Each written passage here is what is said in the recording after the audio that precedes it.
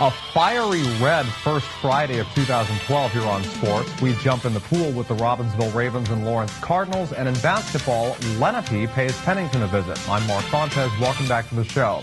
As many know, in the pre-Robbinsville high school years, most teenagers in the former Washington Township went to Lawrence High via an arrangement that was in place back then.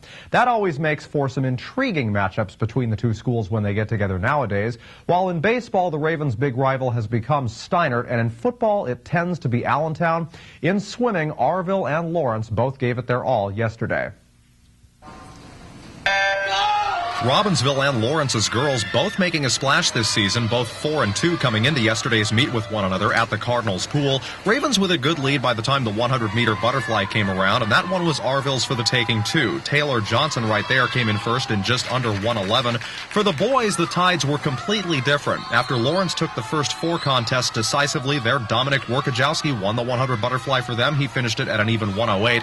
After that, the ladies got their 100 freestyle on. Close race all in all. For the Cardinals, it was Kate O'Rourke, fast swimmer, coming in first. She clocked in at 1:01:20.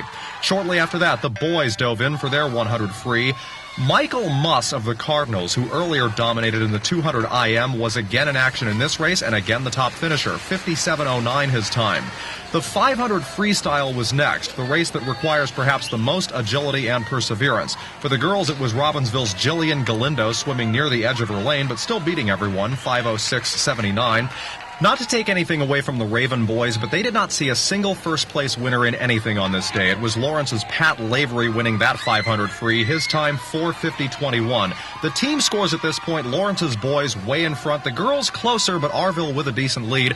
The ladies' 200 free relay saw Lawrence's Sarah Horn, Allie Wengler, Allie Drury, and Lindsay Freetag coming in first, 2:05:73. For the boys, it was cards again, the squad of John Wabin, Joey Carpinelli, Ed Zhang, and Michael Muss, 1:50:96. The 100-meter backstroke, one of the few races where you do not dive in, as most can tell why, was next. Robbinsville's Emily McCarthy won it for the ladies. She came in at 1:15:96.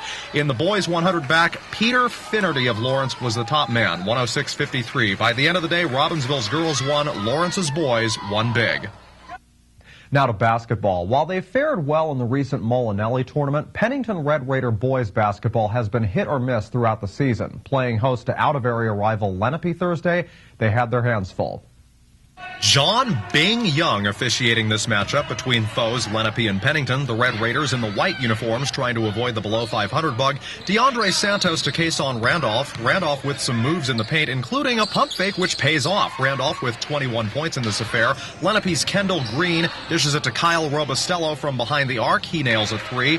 Moments later, Robustello found himself in virtually the same spot, same shot, same success. For Robustello, those were his 6 points. Randolph back with it to James Anderson. Anderson to Marcus Fulmore.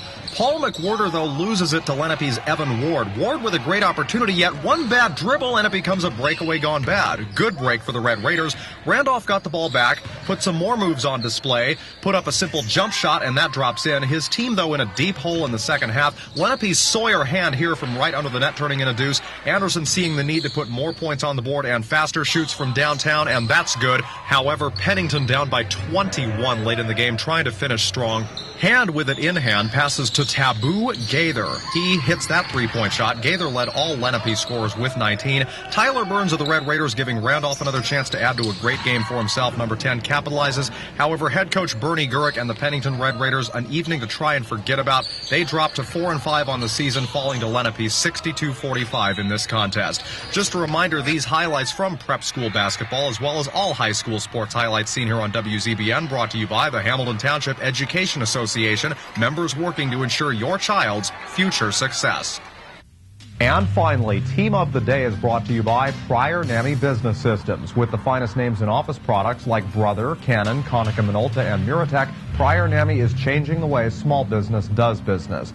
The Princeton Day boys basketball squad continues its success. Their 45-41 win over Hightstown improved them to 7-1 ahead of tonight's meeting against Burlington City. In their victory over the Rams, Devon Reed contributed 29 of the Panthers' points, 22 of them via field goals. For Hightstown, 3 Rams were in double figures, including Freddie Fitch, who scored 15. They are 3-4, but PDS Boys Basketball is our Pryor NAMI Team of the Day. That's all for sports. Stay tuned now for Mercer County Close-Up.